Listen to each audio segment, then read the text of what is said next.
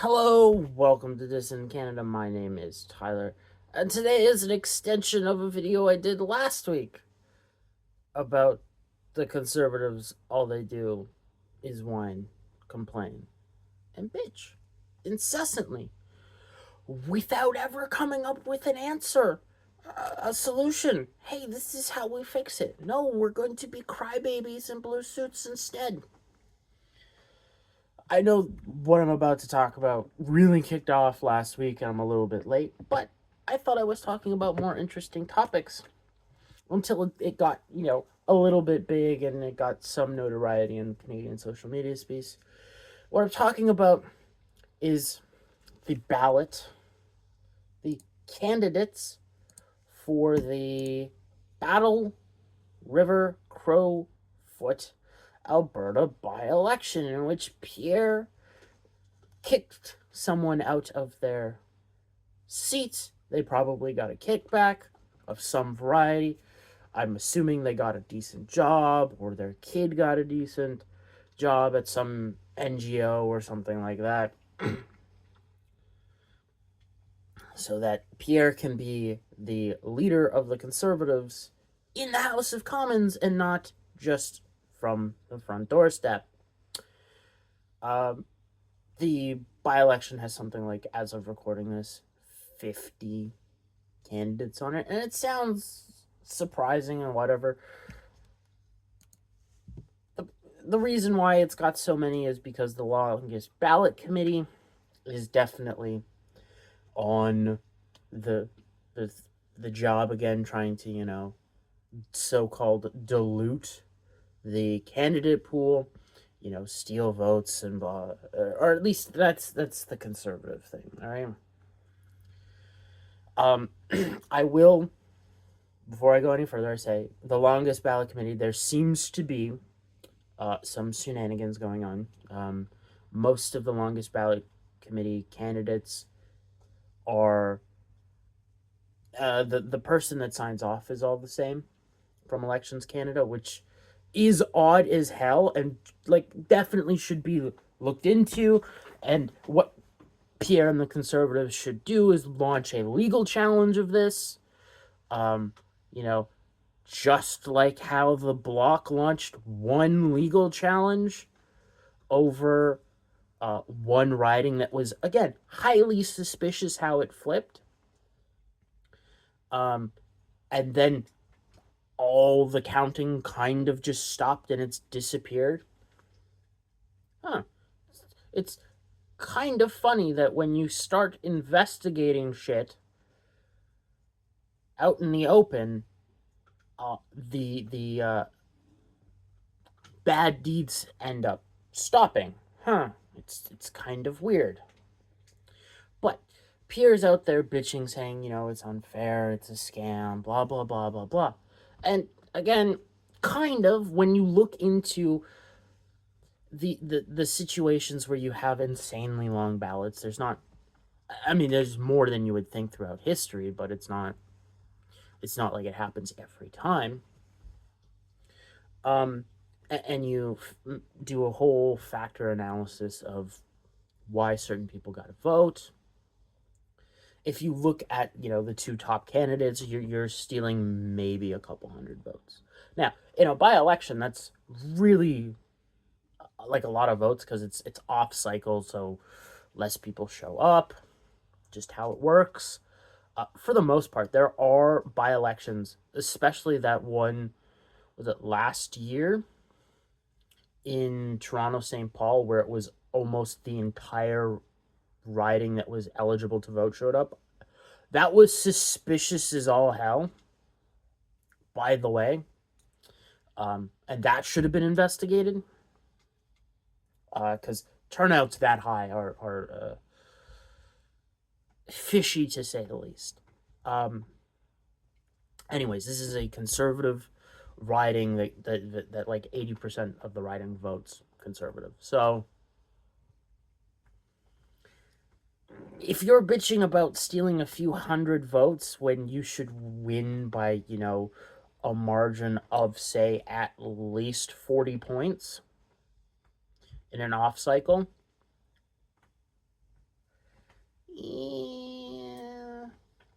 you're you're not exactly screaming confidence that you could win this election. Like you're not. Now, when you come off the election that, again, Carleton should have probably won, was there some, again, election shenanigans that happened with redistricting and, the longest ballot committee also being on the job there? Absolutely. But, like, that happened years before. Like, the redistricting happened, I believe, in, like, 2023 was when it was finalized. So Pierre had ample time to know what was going on. Could have sued to stop that. Said, hey, you're doing this to take my seat away, blah, blah, blah, blah, blah. You could win in the court of public opinion there. I mean, you could also, I don't know, do what politicians are supposed to do, which is reach out to the constituents that you are supposed to represent in that riding and make a case why they should vote for you. I don't know. It seems pretty simple to me. Maybe don't come off as an Aaron O'Toole, Andrew Scheer, or Stephen Harper. Maybe try to be the new wave of populist conservative that is getting rise all over the West and is doing surprisingly well everywhere. Like, typically the populist conservative is overperforming by like 2 points or something like that on average across the West. So maybe try that, like actually do what the people want. Like, it's not that hard. Like, if you're gonna preempt your loss, and there's probably a little bit of that going on. Pierre's probably trying to energize his base the same way Carney did the liberal base, with like, spooky orange man bad, but saying, oh look, they're trying to interfere with my election again. Those dastardly liberals, you better... He's not, like, even there saying, hey, you need to make this election too big to rig. Like, you can't even say that. Like, I do not know what really people see in Pierre of why they would pick him over, like, anybody. If you're going to get screwed, okay, is it not better to have the one that's not insufferable and infuriating for different reasons? Like, if the liberals screw you, you expect it because they're liberals. When the conservatives screw you, it's infuriating for someone on the right because it's your own guy screwing you. At least when it's the other guy, you can say, well, it's tribalism, it's the other dude. Like, and if you don't think Pierre's going to screw you and is like super Canada first, got news for you. He has a history of voting against Canada first policies. Like, supply management is straight up not Canada first. All right? There's a difference between tariff protectionist policies to protect your dairy industry, or your beef industry or whatever. That's completely fine.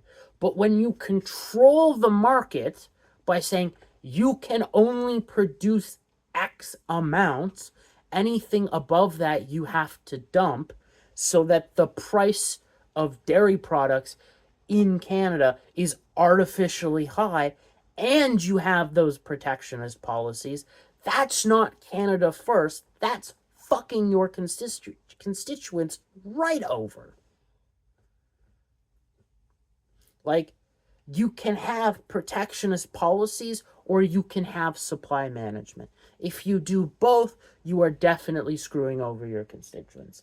And Pierre's all for it. But, that's neither really here nor there about this election and this video. Like, he's not even trying. He's doing the exact same BS, talking out both sides of his mouth to, you know, the immigrant population saying, yo, we'll totally bring more of you in. And then to the Canadians who are against mass immigration being like, yeah, we should totally reevaluate this and back off. Not saying we should have mass deportations, but, we should do something about this. Like, pick a fucking lane, brother. Like, either go full globalist, all right, and go for the globalist vote, in which case you'll have to change your suit from blue to red, because you will lose a lot of the conservative vote. Or, take the blue suit off, put on, a fancy new color, and be an independent, and think for your goddamn self. But he's not going to do that because, at least in my opinion, he's bought and paid for. Someone owns his ass in probably more ways than one, as it, increasingly looks like that is a way to own people. I don't know if he was exactly with Diddy, but he may be with the Canadian version of Diddy. All right? Because the more you look into that type of stuff, the more you kind of see like, oh, there's one of those in every country. At least one of those. So, again, way to get way off topic. Like, again, the longest ballot committee, there's shadiness. If they were above the board, all right, and actually got legitimate signatures, which there's now questions about that, at least in my mind, when you have the exact same person signing off on most of these people, you got a problem there. So, if you got legitimately the signatures and you had legitimate candidates that were trying to win, it's no problem. This is just low-level shenanigans, though, okay? Again, at most, you're taking a couple hundred votes. Maybe 1,000 votes in an election where there's probably going to be, 40 to 60,000 people turn out relative. So you take 1,000. Most of these people, like the last guy, Keurig, in 2025, won the election by nearly 83% of the vote. Okay? So, with a lead that long baked into your writing, if you're bitching about maybe losing 1,000 votes, off of, say, 20 to 60,000, depending on the size of the election, you're underwater. Like, or again, you're trying to do that Mark Carney energize your base thing, but you're doing it in such a shitty way, you just come off like a fucking pussy, which he always does and always has been. Like, look at Pierre's difference from, the beginning of COVID. He looks like what I think he might be, even though, he spent his whole life in politics. He looks like a nerdy banker. All right, I know many people have said that, but like that's what that dude looks like. And now he's got the nerdy banker look still there, but there's some muscle underneath, and it's like, I don't want to be mean. Maybe he did it legitimately, all on his own, or maybe he's just, pumping enough stuff in his veins that it's ridiculously easy to do that. And I really don't think it matters, but I think,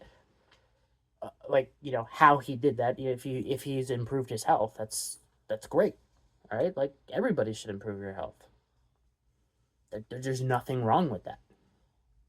The issue is the why.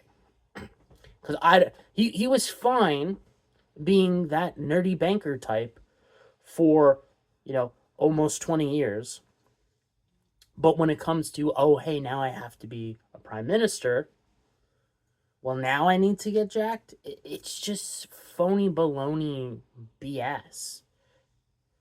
Like, just show the voter some authenticity that you can identify with them in some small way. Like, look at Donald Trump.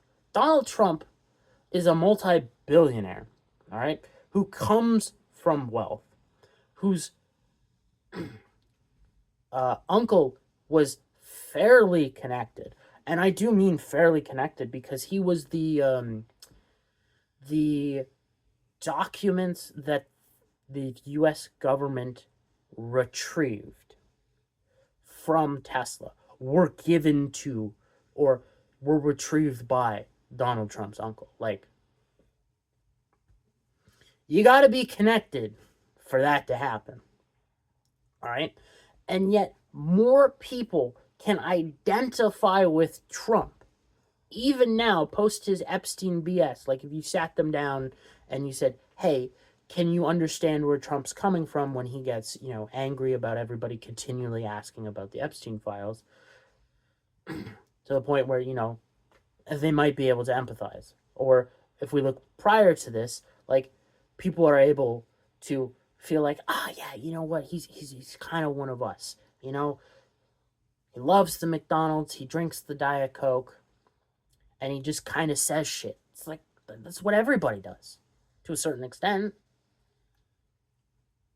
Like, Donald Trump is more comfortable talking to a room full of blue-collar dudes than he was, in 2016 in that Republican primary debate, where it was a room full of the donor class. Now, admittedly, he did really well at that debate, and he was just punching everybody, but I think he much rather would have been in a room debating like with actual constituents, not just the donor class. And you can see that in his rallies. Like, when he's got people there, he feeds off the crowd feeds off him, and it's like, it's a wild ride to watch. All right, Pierre has none of that. All right, he comes off as one of, like, if I'm making a comparison to the United States, one of the generic Republicans that run 2 to 4 points behind Trump that everybody fucking hates. They may vote for him. Like, if you're a high propensity Republican voter, you may vote for them. If you're a more populist MAGA voter, you sure as shit ain't voting for him on an off cycle, because you ain't going to vote because Trump's not on the ballot. Like, Pierre could win this riding real easily by doing a 180, being super populist, even if it's just talking out his ass. Could totally do it. No freaking problem. He could win. But because of the way he has been the last couple years, talking out both sides of his mouth at the same time, promising contradictory things to two radically different groups of voters, and getting caught on the regular, I reiterate my stance that this election will most likely look like the federal election. It's going to be extremely fucking close. And there is a decent chance he loses on the merits, not because of the last ballot committee initiative BS. Like, will it be a contributing factor? Yes, but the main reason is Pierre himself. Like, he's just not a good politician. Like, he's not good at energizing his base to come out and vote. Again, as can be seen in the last election, there was 30% of the vote left on the table.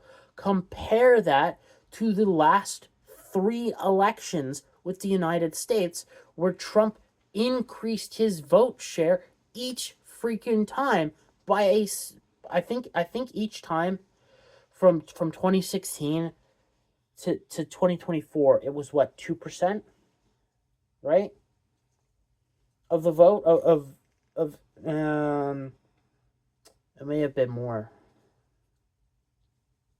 Oh god, because I think he lost the popular vote, was it in 2016 by 2, and still won. And then in 2020, he lost by 1 the popular vote, I think. And he still would have won had there not been all the old school election interference. Like, the only place you can say where there was machine problems is in like Maricopa County. There's a few other counties. It wasn't machines, it was like the mail-in ballots and the people counting the mail-in ballots, as has been factored many times by many different people. One of them being the best pollster in America because he is the most open, honest, and accurate, Richard Barris.